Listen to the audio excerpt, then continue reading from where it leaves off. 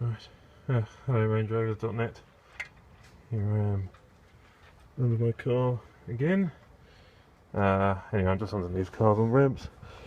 Now I'm looking at a very minor oil leak coming out from, difficult to describe. Right, where's the pipe? Okay, this is where the pipe,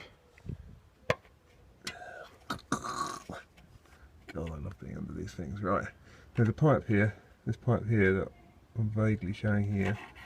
This comes down and goes onto the bottom of the sump, which I'm afraid is almost impossible to show you from this angle. There it is, there's the pipe there. Hold on, put my finger up. There it is. That pipe there goes on the bottom of the sump. Now that goes into the cyclonic separator. There's a pipe that goes on the bottom, and then there's another pipe that goes on to, you can see there's two pipes here, one there and one there. One's a very thin one, this is hard to see I'm afraid.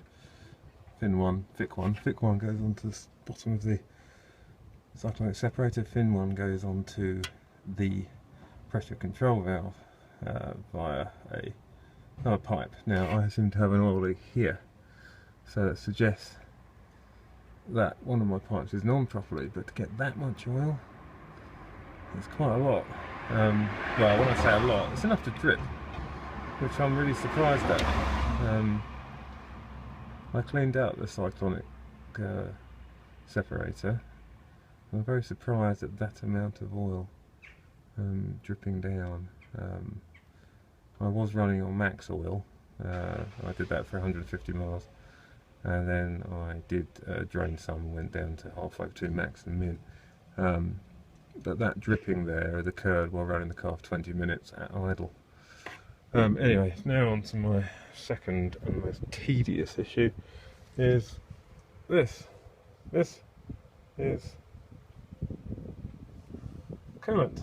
The coolant is coming onto the sort of subframe. Okay, it's sitting on the subframe. It's coming down. You can see there's more. This is part of the suspension. You can see it goes into the wheel. So it's dripping on here and then coming from here. Now, the oil is one thing, but the coolant is a right pain.